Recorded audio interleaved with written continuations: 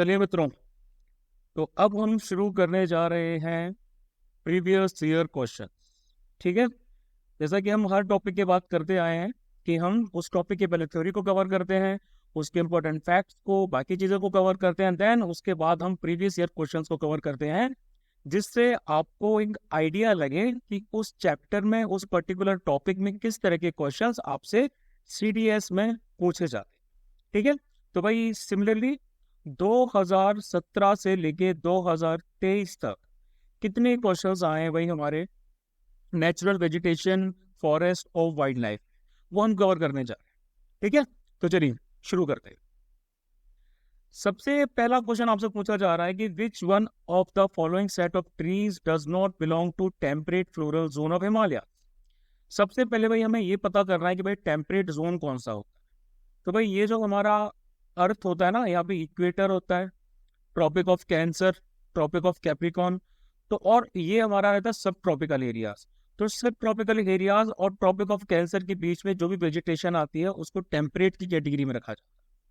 तो temperate floral zone, जहां पर आपके पेड़ फलते फूलते हैं, ये वाला जोन है ना, यहाँ पे कौन सा सेट ऑफ ट्रीज नहीं पाया जाता। सबसे पहले बात करते हैं कैशूनट और मैग्नोलिया की। तो देखो भाई, कैशूनट जो आपका होता है ये आपका कहाँ पाया जाता है, ये जनरली आपका पाया जाता है ट्रॉपिकल रीजन्स, इक्वेटर के पास ट्रॉपिकल जोन में पाया जाता है। ठीक है, और ये हिमालयास का नेटिव नहीं होता कि भाई ये पर्टिकुलरली सिर्फ हिमालयास में ही पाया जाए, तो ऐसा नहीं होता। दूसरा, मैग्नोलिया की बात करें तो मैग्नोलिया आपके जो है वो हिमालय के टेम्परेट जोन में पाए जाते हैं। ठीक है, लेकिन ये भी हिमालय के टेम्परेट जोन के एक्सक्लूसिव नहीं है कि भाई सिर्फ वहीं पाए जाएंगे। ठीक है, तो भाई ये जो ऑप्शन है, उसके बाद सेकंड आता भाई हमारा ओक और मैपल। ठीक है, अब ओक की बात करें तो ओक की बहुत सारी वेराइटीज आपको जो है हिमालयास के टेम्परेट जोन में मिलेंगी, और सिमिलरली मैपल जो होता है, मैपल भी हिमालयास का टेम्परेट जोन में आपको मिलेगा। ये दोनों भी इसकी हैं। ठीक है, रोडोडेंड्रॉन्स यानी कि बुरांश, बुरांश आपकी कुछ श्रब्स होती हैं, श्रब्स की कैटेगरी होती है, कुछ पेड़ भी होते हैं बुरांश के, इसके फूल वगैरह होते हैं जिससे काफी ज्यादा जूस वगैरह बनाया जाता है। ठीक है, तो ये आपके टेम्परेट जोन में हिमालयास में पाए जाते हैं। फिर आते हैं बर्च और लॉरेल्स। तो भाई बर्च यानी कि बैतूल, इसको ऐसा कुछ नाम है इसका, तो ये जो है ना, ये हिमालयस के टेम्परेट जोन में ही पाई जाती हैं। और लॉरेल्स भी आपके एरोमेटिक ट्रीज होते हैं, यानी कि इसे खुशबू आती है, तो ये भी जो है हमारे हिमालयन टेम्परेट जोन के पार्ट। तो इसमें नॉट पूछा गया ना, तो कैशू नट और मैग्नोलिया, ये दोनों आपके जो ट्रीज हैं, ये हिमालय के टेम्परेट फ्लोरल जोन को बिलोंग नहीं करते, मतलब पाए जाते हैं लेकिन टोटली वहीं पर पाए जाते हैं ऐसा नहीं है। सेकंड, हमसे पूछा जा रहा है कि भाई which one of the following statements about Indian maritime university is not correct. Indian maritime university, simple सी बात है भाई, ये हमारी वाइल्ड लाइफ, फॉरेस्ट और इन सब चीजों से रिलेटेड है। ठीक है, कोस्टल लाइफ से, मेरीन लाइफ से रिलेटेड है। वो सबसे पहला क्वेश्चन पूछा गया कि it was established through an act of parliament as a central university. बिल्कुल सही, आपका इंडियन मैरीटाइम यूनिवर्सिटी एक्ट 2008 आया था। ये कब आया था? नवंबर 14 को, और इसी दिन आपका इंडियन मैरीटाइम यूनिवर्सिटी जो है एक्ट के थ्रू एस्टेब्लिश की गई। प्राइमरी, तो भाई ये तो हमारा गलत नहीं है, ये तो हमारा सही है।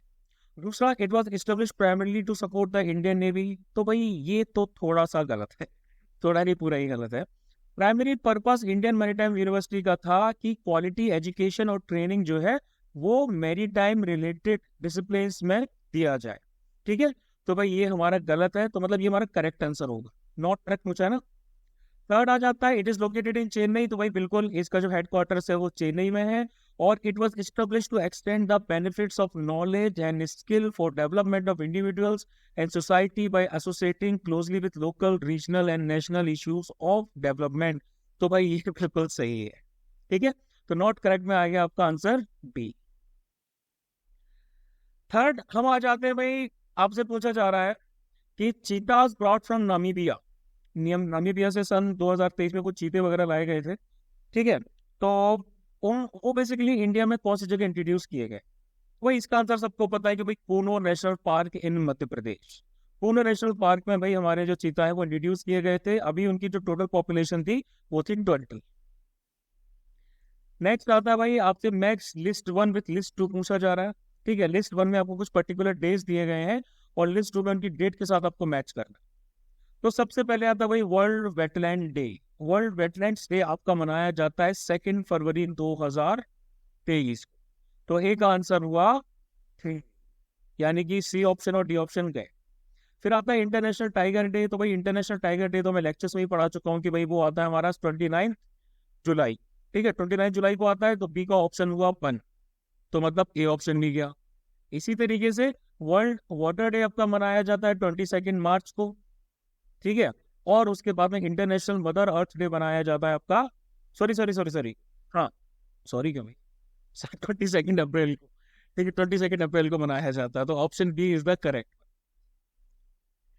थोड़ा सा कंसेप्शन क्वेश्चन आ गया फैक्ट से रिलेटेड, कि भाई ये बोला गया है कि 2011 से लेके 2021 तक, मतलब there is an increase in forest cover area of India. India के फॉरेस्ट कवर एरिया में 2011 से लेके 2021 तक क्या हुआ है, कुछ चेंज हुआ है।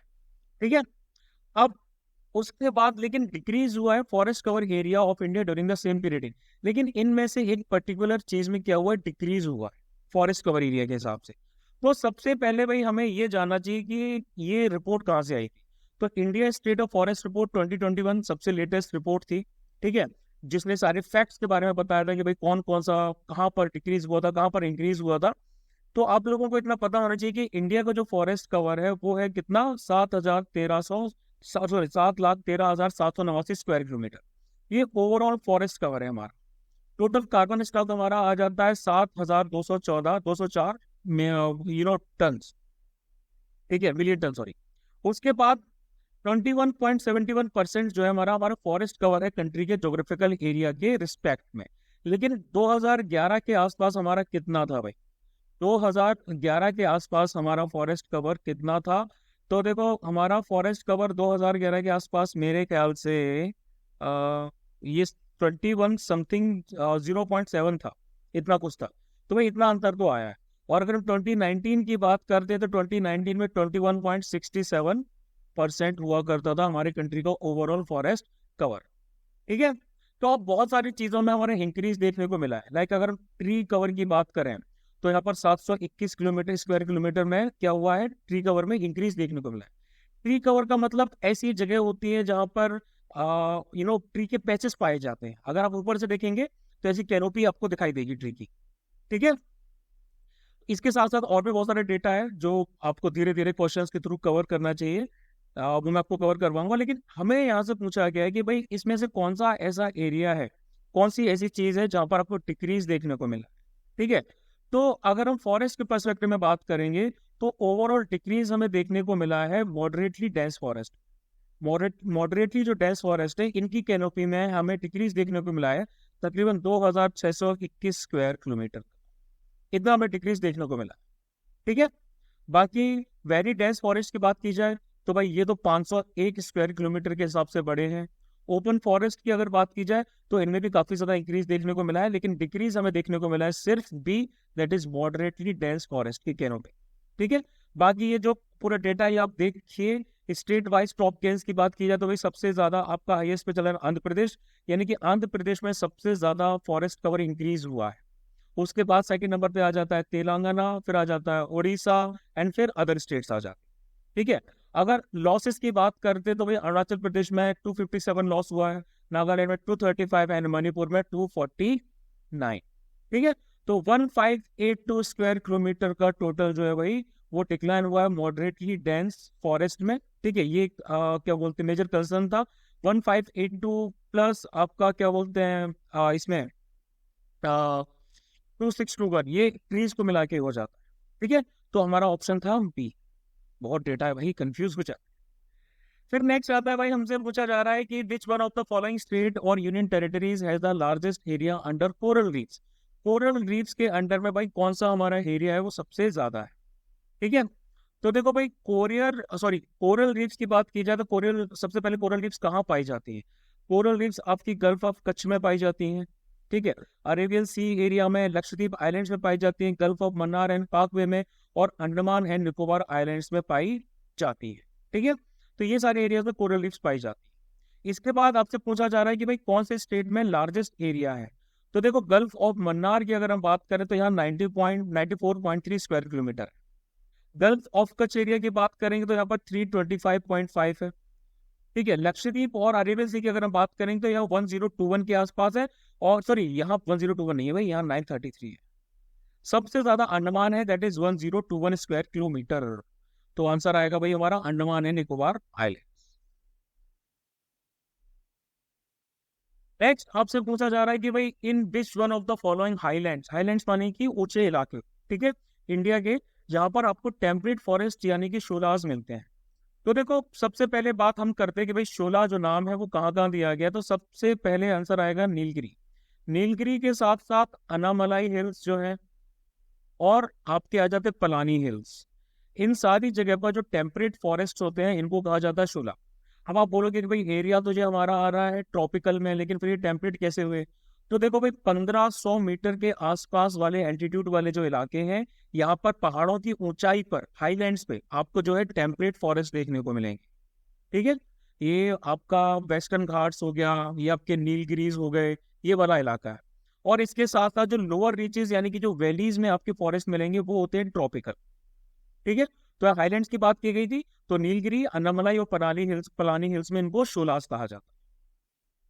नेक्स्ट क्वेश्चन पूछा जा रहा है कि the Ramsar convention relates to which one of the following areas. Ramsar convention क्या है?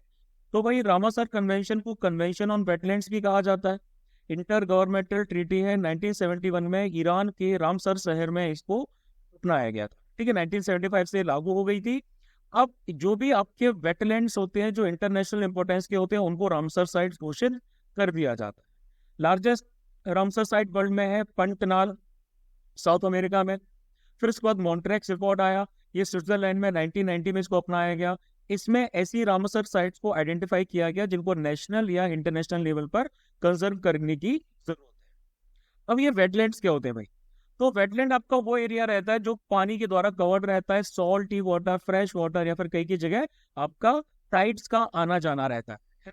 जैसे आपके मार्शी लैंड्स बच जाते हैं, तो वो हमारे वेटलैंड्स होते हैं। वेटलैंड्स में आपकी rivers, marshes, bogs, mangrove, mud flats, pond, swamp, billabongs, lagoons, lakes और फ्लड प्लेन्स भी, ये सारे के सारे फीचर्स आ जाते हैं। वर्ल्ड वेटलैंड डे आपका 2 फरवरी को मनाया जाता है। और अगर इंडिया के रिस्पेक्ट में हम बात करें तो ये 1982 में इंडिया में अपनाया गया। टोटल नंबर रामसर साइट्स हमारी 75 है। Chilika lake Orissa, Keoladeo national park Rajasthan, Bharatpur में, हरिके लेक पंजाब में, लोकटक लेक मणिपुर में, वुलर लेक जम्मू एंड कश्मीर में, ये कुछ आपकी मेजर साइट्स है। ठीक है, अब इनको प्रोटेक्ट कौन करता है? तो वही मिनिस्ट्री ऑफ एनवायरमेंट, फॉरेस्ट और क्लाइमेट चेंज। ठीक है, ये क्या करते हैं? यही वेटलैंड का नोटिफिकेशन देते हैं कि भाई वेटलैंड कंजर्वेशन और मैनेजमेंट रूल 2017 के अंडर में, ठीक है, इन्वायरमेंट प्रोटेक्शन एक्ट 1986 कहाँ लागू होगा और कौन से वेटलैंड्स को किस तरीके से मैनेज किया जाएगा। ठीक है, तो 2017 के रूल्स के हिसाब से वेटलैंड्स का जो मैनेजमेंट है वो आपका स्टेट वेटलैंड अथॉरिटी या फिर यूनियन टेरिटरी वेटलैंड अथॉरिटी के पास चला जाता है। लार्जेस्ट रामसर साइट में सुंदरवन वेस्ट बंगाल की आ जाती है। स्मॉलेस्ट रामसर साइट में पेम्बलवुड वेटलैंड आ जाता है तमिलनाडु का। मैक्सिमम रामसर साइट्स आपकी तमिलनाडु के पास है 14। और मॉन्ट्रेस रिकॉर्ड में कौन कौन से वेटलैंड्स डाले गए हैं इंडिया के? केवलादेव नेशनल पार्क राजस्थान और लोकटक लेक मणिपुर। तो भाई ये हमारा है वेटलैंड प्रिजर्वेशन से रिलेटेड। नेक्स्ट बात करते हैं, which one of the following states या फिर unit territories has the highest percentage of forest area to the total geographical area. ठीक है, देखो दो डेफिनेशंस आती है इसमें। सबसे पहला आपसे पूछा जाता है कि लार्जेस्ट फॉरेस्ट स्टेट्स कौन से हैं, यानी कि सबसे ज्यादा जंगल किस में है। तो उसमें भाई हमारा एमपी फर्स्ट पे आता है। एमपी के बाद सेकंड नंबर पे आता है अरुणाचल प्रदेश, फिर आता है हमारा छत्तीसगढ़, फिर आता है उड़ीसा एंड सो। ये रैंकिंग है। ये तो क्या है, ये टोटल भाई इनके पास में कितना जंगल है, कितना फॉरेस्ट एरिया है। लेकिन आपसे पूछा जा रहा है कि भाई highest percentage of forest area to the total geographical area, मतलब किसी स्टेट का कितना टोटल ज्योग्राफिकल एरिया है और उस स्टेट के कितना ज्यादा पार्ट जो है वो फॉरेस्ट को बिलोंग करता है। तो इस परस्पेक्टिव में देखा जाए तो भाई हमारी रैंकिंग फर्स्ट आती है मिजोरम की। कितना है इनके पास में? 85.41% जो है इनका टोटल एरिया फॉरेस्ट एरिया है। फिर आता है अरुणाचल प्रदेश सेकंड नंबर पे 79.63%। और फिर उसके बाद मेघालय आता है भाई हमारा। मेघालय का कितना है? मेघालय का 76.33%। तो इसमें आएगा आंसर मिजोरम। नेक्स्ट पूछा जा रहा है कि भाई which of the following about Khijadia bird sanctuary is are correct. सबसे पहले खिजड़िया बर्ड सेंचुरी जो है भाई आपकी वो कहाँ पर लोकेटेड है? खिजड़िया जो आपकी बर्ड सेंचुरी है ये आपकी गुजरात में लोकेटेड है। ठीक है, तो सेकंड वाला ऑप्शन हमारा हो गया गलत। तो सेकंड वाले जितने ऑप्शन होंगे हम उन सबको गलत घोषित कर देंगे, ये भी नहीं। ठीक है, अब पहला वाला हमें पता करना है। It is recently declared as a Ramsar site wetlands of international importance, तो भाई बिल्कुल सही। फैब में इसको फैब 2022 में, सॉरी इसको शायद, हाँ फैब 2022 में इसको रामसर साइट के तौर पे घोषित किया गया था, तो भाई ये होगी ट्रू। तो one only will be your answer. फिर नेक्स्ट आ जाते हैं भाई, आपसे पूछा जा रहा है कि सबसे पहले आपसे बोला गया कि भाई भिंडवास वाइल्ड लाइफ सेंचुरी ये कहाँ पर है भाई? विंडवास वाइल्ड लाइफ सेंचुरी हमारी जो है ये हरियाणा में आ जाती है, ये यहाँ पर झज्जर के पास। दूसरी बोला जा रहा है आपसे Sultanpur national park, Sultanpur national park है भाई हमारा, ये आ जाता है हमारा, ये, क्या बोलते हैं, ये शायद यूपी में आता है। ठीक है, उसके बाद तीसरा आपसे बोला जा रहा है थोल। थोल भाई लेक वाइल्ड लाइफ सेंचुरी कहाँ पर है? तो थोल जो है भाई हमारा ये भी यहीं पर आ जाता है भाई, कहाँ पर है? गुजरात में है शायद, हाँ गुजरात में, toll lake wild life sanctuary. ठीक है, और फिर आपसे बोला जा रहा है भाई बदवाना वेटलैंड, बदवाना वेटलैंड भाई है ये कहाँ पर है? बदवाना वेटलैंड जो है भाई आपका ये भी आ जाता है गुजरात। तो इन चारों के बारे में पूछा गया और आपसे कुछ स्टेटमेंट्स पूछे गए हैं। सबसे पहला, all of them are Ramsar sites, तो भाई बिल्कुल सही, ये जो सारे के सारे हैं ये आपकी रामसर साइट्स है, तो ये तो ट्रू हो गया। ठीक है, जो आपकी भिंडवास वाइल्ड लाइफ सेंचुरी है ये झज्जर में आती है हरियाणा में। इसको कब डिजिग्नेट किया गया था? इसको डिजिग्नेट किया गया था 2021 में रामासर साइट के तौर पे। ठीक है, human made fresh water wetland है, लार्जेस्ट वेटलैंड है हरियाणा स्टेट का। ठीक है, बहुत सारी globally threatened species of birds हैं, इनको ये सपोर्ट करते हैं। तो हमारा नेचुरली फॉर्म वेटलैंड वाला पॉइंट भी गलत हो गया, क्योंकि भिंडवास आपकी क्या है? भिंडवास आपकी ह्यूमन मेड है। सेकंड, सुल्तानपुर की बात करते हैं तो सुल्तानपुर जो है ये भी बर्ड पैराडाइज के तौर पे जाना जाता है। माइग्रेटरी बर्ड्स के साथ साथ रेसिडेंट बर्ड्स दोनों के लिए काफी ज्यादा जरूरी है। इस पार्क में सितंबर के आसपास जो सेंट्रल एशिया से बर्ड्स वगैरह हैं वहाँ की ठंड की वजह से यहाँ आने लगते हैं। तकरीबन 250 बर्ड स्पीसीज आपकी सुल्तानपुर में पाई जाती हैं, और इसको रामसर साइट्स इसको भी मई 2021 में घोषित किया गया। थर्ड आ जाते हैं भाई हमारी थोल। थोल आपकी 1988 में इसको वाइल्ड लाइफ सेंचुरी बनाया गया था। ठीक है, ये आपका सेंट्रल एशियन फ्लाईवे पे पड़ता है। सेंट्रल एशियन फ्लाईवे आपका वो पाथ है जो आपके माइग्रेटरी बर्ड्स लेते हैं एक जगह से दूसरी जगह माइग्रेट करने के लिए।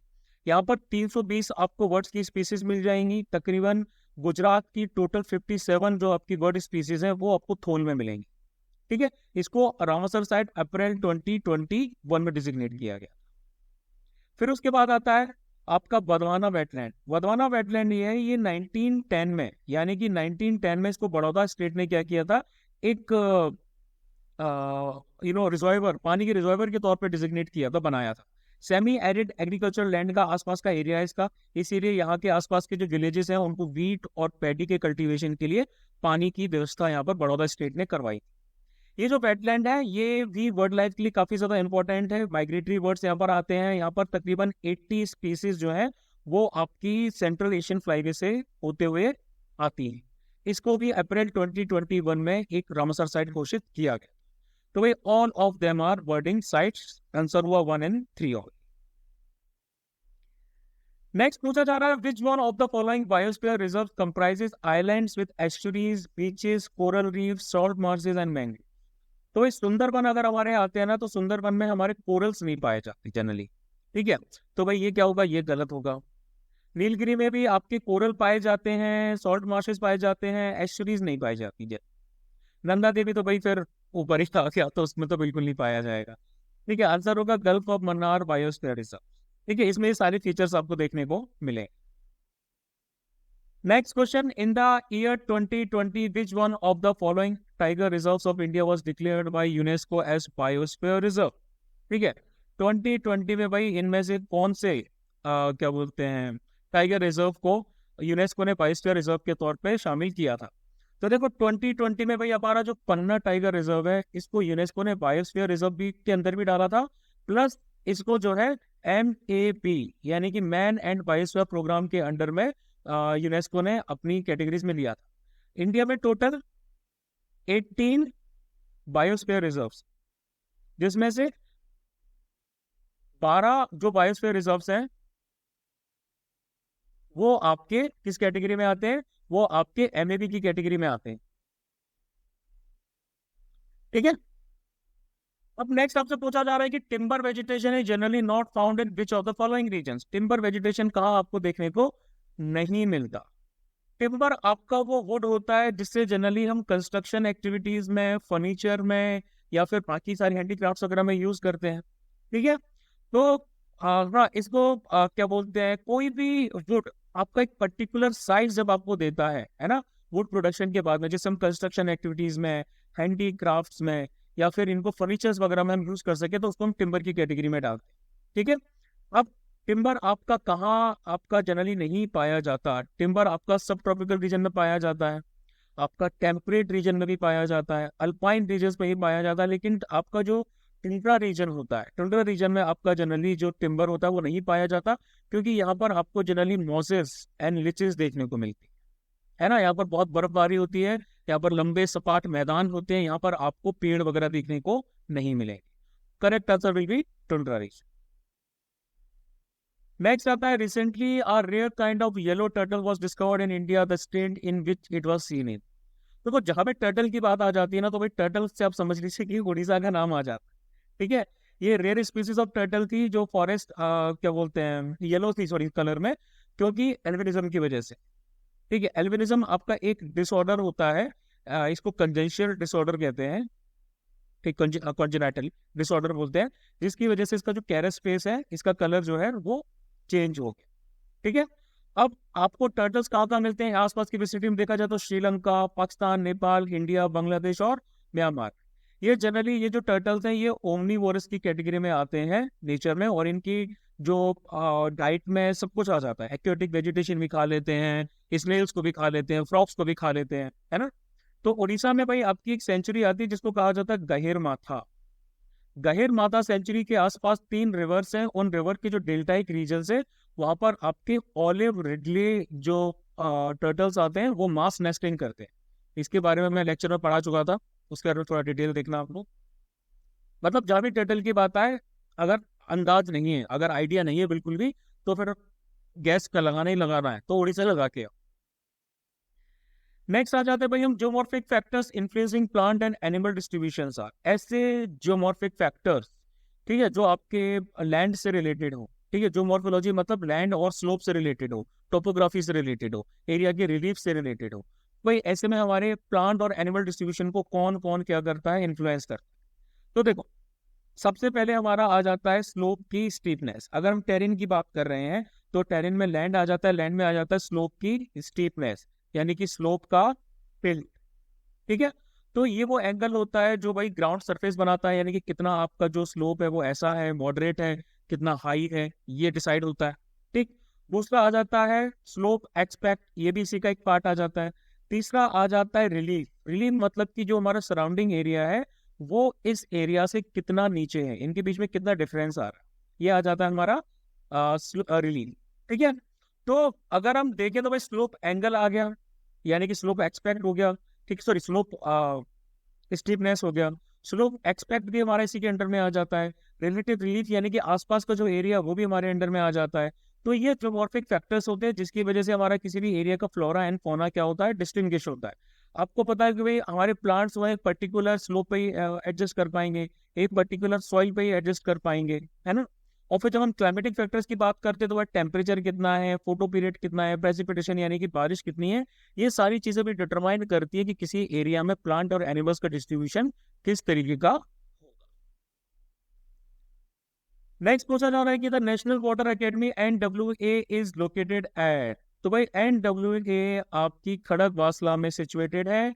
ये सेंट्रल वाटर कमीशन ने सेटअप की थी ताकि अलग अलग सेंटर और स्टेट के इंजीनियर्स को ट्रेनिंग दी जा सके। ठीक है। ये बेसिकली वर्ल्ड बैंक के साथ असिस्टेंस में इसको सेटअप किया गया था। ठीक है। प्रेजेंटली ये आपकी कौन सी मिनिस्ट्री के साथ अटैच्ड है, ये मिनिस्ट्री ऑफ जल शक्ति के साथ में एक अटैच्ड ऑफिस की तरह फंक्शन करता है। जल शक्ति नहीं, जल शक्ति। नेक्स्ट पूछा जा रहा है which one of the following is the nodal agency in India for the United Nations environment programme, यानी कि यूनाइटेड नेशंस एनवायरमेंट प्रोग्राम के लिए की इंडस्ट्री इंडिया में, सॉरी की मिनिस्ट्री इंडिया में कौन सी है? तो हमारी आ जाती है ministry of environment forest and climate change, ठीक है, यही नोडल मिनिस्ट्री है। MOEFFC नोडल एजेंसी है implementation of environment and forest policies and programmes relating to conservation of natural resources in India. इसी के साथ साथ यूनाइटेड नेशंस एनवायरमेंट प्रोग्राम के लिए भी है ये, South Asia cooperative environment programme के लिए भी है, international centre for integrated mountain development के लिए भी है, और यूनाइटेड नेशंस कॉन्फ्रेंस और यूनाइटेड एनवायरमेंट एंड डेवलपमेंट के लिए भी यही नोडल मिनिस्ट्री है। मतलब सारी फंक्शनिंग ना इस मिनिस्ट्री की तरह होके जाती। फिर नेक्स्ट सबसे पूछा जा रहा है which of the following statement is are correct? तो भाई India is a signatory to the United Nations conventions to combat desertification UNCCD। जैसा हर जगह पर क्या डेजर्ट बढ़ते जा रहे हैं, सॉइल आपकी इनफर्टाइल होती जा रही है, तो इंडिया क्या उसका सिग्नेटरी है? बिल्कुल है। 14 अक्टूबर 1994 को इंडिया ने रेटिफिकेशन दिया और 17 मार्च 1997 से ये इफेक्ट में आया, ठीक है। और दूसरा पूछा जा रहा है कि भाई ministry of home affairs is the nodal ministry, तो भाई नहीं है यार, जहां पर क्लाइमेट की बात आएगी वहां पर ministry of environment and forest जो है वो नेशनल फोकल पॉइंट है इनके इम्प्लीमेंटेशन के लिए, ठीक है। तो ये हुआ गलत, मतलब ऑप्शन 1। नेक्स्ट बोला जा रहा है कि भाई which of the following statement regarding temperate coniferous forest biome is not correct?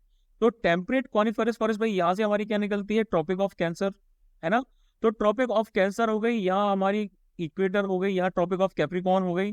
तो भाई इनके जो ऊपर वाला इलाका है ये पूरा का पूरा हमारा आ जाता है टेम्परेट में, ठीक है, टेम्परेट वाला इलाका आ जाता है। तो टेम्परेट कॉनिफरस फॉरेस्ट बायोम के बारे में आपसे पूछा जा रहा है कौन सा सही नहीं है।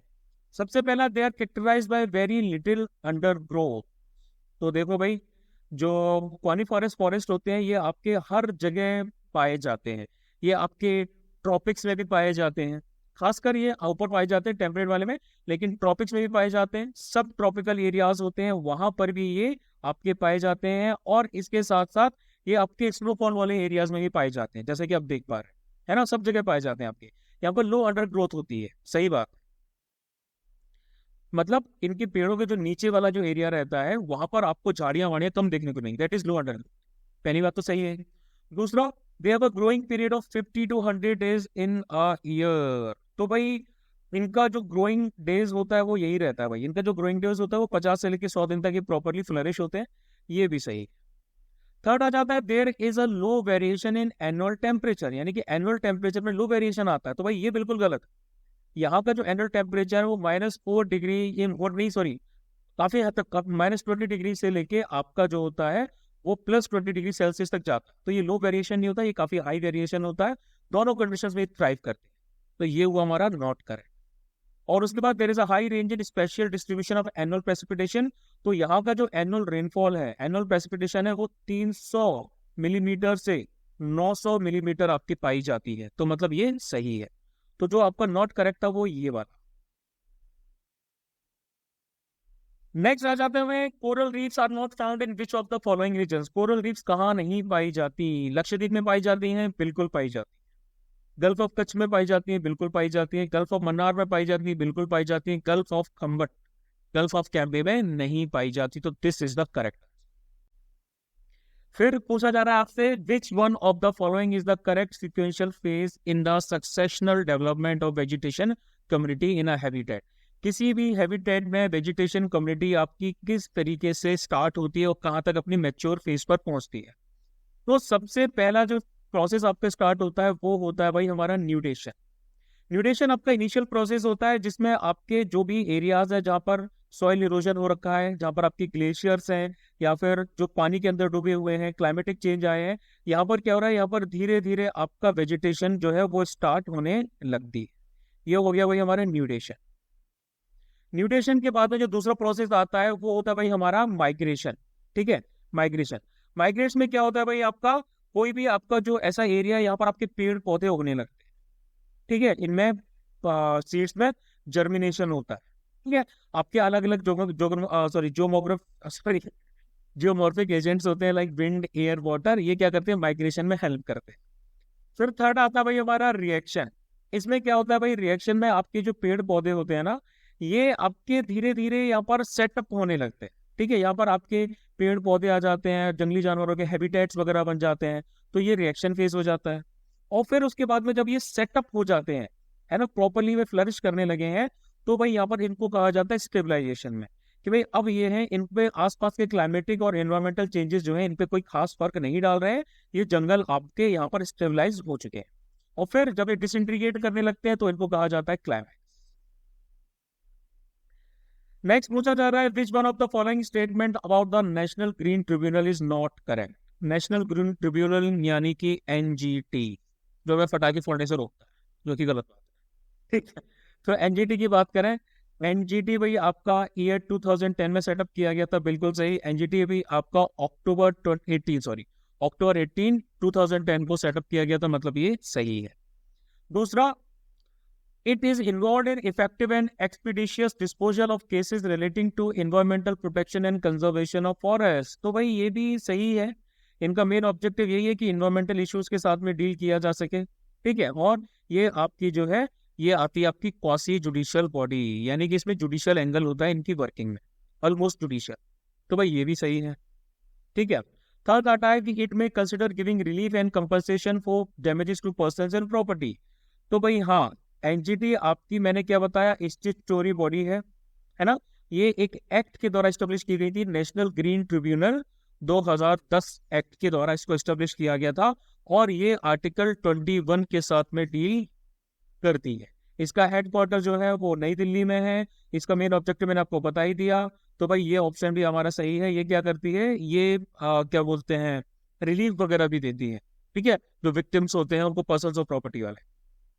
फिर it is bound by the procedure laid down under the code of civil procedure 1908। तो भाई बिल्कुल नहीं, ये आर्टिकल 21 के अंडर में आती है। ठीक है, इनमें में आर्टिकल 21 के अंडर में आती है, और इसीलिए ये आपकी कोड ऑफ सिविल प्रोसीजर के साथ डील नहीं करती। तो नॉट करेक्ट आपका ये आंसर आएगा। और ये कितने दिन में रिलीव करती है भाई, कितने दिन में रिलीफ देती है डैमेजेस का पर्सन एंड प्रॉपर्टी के लिए, तो इनको एनवायरमेंटल इश्यूज से रिलेटेड सारी चीजों में 6 महीने के अंदर ही अंदर किसी भी कंसर्न पर्सन या विक्टिम्स हैं उनको किसी भी पर्टिकुलर डैमेज के लिए रिलीफ देना पड़ता है। नेक्स्ट आता है भाई, which one of the following statements with regard to growth of coral reefs is not correct. Coral reefs की ग्रोथ से रिलेटेड कौन सा स्टेटमेंट सही नहीं है। ठीक है, तो देखो भाई, coral can grow abundantly in fresh water, भाई पहला स्टेटमेंट ही हमारा गलत आ गया। ठीक है, कोरल जो होती है भाई आपकी, वो ट्रॉपिकल वाटर्स में पाई जाती है, यानी कि सॉल्ट वाटर में काफी अच्छे से थ्राइव करती है। ठीक है, तो वही क्लीन सॉल्ट वाटर में ये थ्राइव करती है। ठीक, दूसरा, it requires warm temperature between 23 से लेकर 25, बिल्कुल सही है ये हमारा। It requires shallow salt water not deeper than 50 metres, ये भी सही है भाई, 45 से लेकर 50-55 मीटर तक ये थ्राइव करती है। और it requires plenty of sunlight to aid photosynthesis, भाई बिल्कुल सही, इनको क्या होता है, मेरीन पॉल्यूशन नहीं चाहिए होता, इनको सनलाइट अच्छी खासी चाहिए होती है। तो ये तीनों स्टेटमेंट सही है, और ये हमारा हुआ गलत। नेक्स्ट आ रहे हैं भाई, in tundra climate biodiversity is comparatively less. तो भाई ओपन के क्लासिफिकेशन वाले सिस्टम में आपने पढ़ा था भाई, टुंड्रा आपका वेजिटेशन किस तरह का होता है, यानी कि ये आपका सब फ्रीजिंग की कैटेगरी में आता है ना। यहाँ की जो जमीन होती है वो फ्रोजन की कैटेगरी में आती है, पर्मा फ्रॉस्ट की कैटेगरी में आती है। तो यहाँ पर आपको मोजेस और लिचेस जो होती है वो देखने को मिलती है। क्योंकि पानी यहाँ पर क्या होता है, बहुत कम होता है, एनुअल टेम्परेचर यहाँ का बहुत ज्यादा और कम होता रहता है। टुंड्रा क्लाइमेट जो है आपका, वो कहाँ पड़ता है भाई, 60 से लेके 75 डिग्रीज नॉर्थ एंड साउथ तक आपका पाया जाता है। ठीक है, बहुत खतरनाक विंटर होती है यहाँ पर, और इनकी समर जो होती है वो भी काफी कोल्ड होती है। ठीक है, यहाँ पर मोजेस पाई जाएंगी, लिचेस पाई जाएंगी, कुछ छोटे मोटे फूल देने वाले प्लांट्स हैं वो पाए जाएंगे। तो इनको हम क्या करते हैं, इनको हम पर्मा फ्रॉस्ट की कैटेगरी में रखते हैं, यानी कि परमानेंट फ्रोजन। इनका जो सब सॉइल का होराइजन होता है वो परमानेंट फ्रोजन की कैटेगरी में आता है। तो यहाँ की जो बायोडाइवर्सिटी होती है वो काफी कम आती है, मतलब ये सही है। Second, tundra climate has less reproductive warm period. तो भाई ये तो गलत है। जो क्या बोलते हैं, टुंड्रा आपका जो क्लाइमेट होता है, यहाँ पर टेम्परेचर 10 डिग्री सेल्सियस तक भी पहुंचता है और माइनस में भी जाता है। तो यहाँ पर क्या होता है, रिप्रोडक्शन के लिए ये आपका जो जगह होती है वो सही होती है, क्लाइमेट आपका सही होता है। तो ये हुआ फॉल्स। तो मतलब statement 1 is true but statement 2 is false। Next, which of the following statements of the National Water Academy NWA is are correct. सबसे पहले अभी हमने थोड़ी देर पहले चेक किया था, तो NWA का हेडक्वार्टर भाई आपका खड़गवासला में आता है। एनडीए के पास। ठीक है, तो वही स्टेटमेंट 2 तो हमारा गलत हो गया, फॉल्स। स्टेटमेंट 1 हमारा सही रहेगा, क्योंकि प्राइमरी ऑब्जेक्टिव एनडब्ल्यूए का है कि सेंटर ऑफ एक्सीलेंस के तौर पे फंक्शन करना, इन सर्विस इंजीनियर्स को ट्रेनिंग देना, सेंट्रल और स्टेट ऑर्गेनाइजेशन के various aspects of water resource planning. PWD के जो इंजीनियर्स होते हैं वो यहाँ पर ट्रेनिंग करने के लिए जनरली जाते हैं। नेक्स्ट पूछा जा रहा है कि which of the following national parks of India are declared as world heritage by UNESCO. तो देखो भाई, केवलादेव नेशनल पार्क आपका, केवलादेव कहाँ पर है भाई, यहाँ भरतपुर में। केवलादेव नेशनल पार्क आपका जो है, इसको 1985 में यूनेस्को ने वर्ल्ड हेरिटेज साइट के तौर पे डिजिग्नेट कर दिया था। फिर आता भाई हमारा सुंदरवन। सुंदरवन जो बेसिकली है, इसको किया गया था 1987। और फिर आता है काजीरंगा। काजीरंगा आता भाई हमारा असम में। असम में काजीरंगा को किया गया था 1985। रणथंभौर को नहीं किया।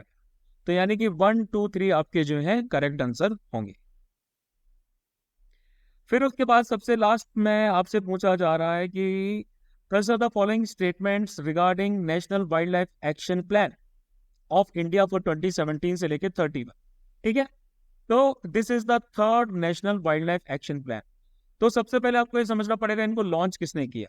इनको लॉन्च किया है union minister of environment, forest and climatic change.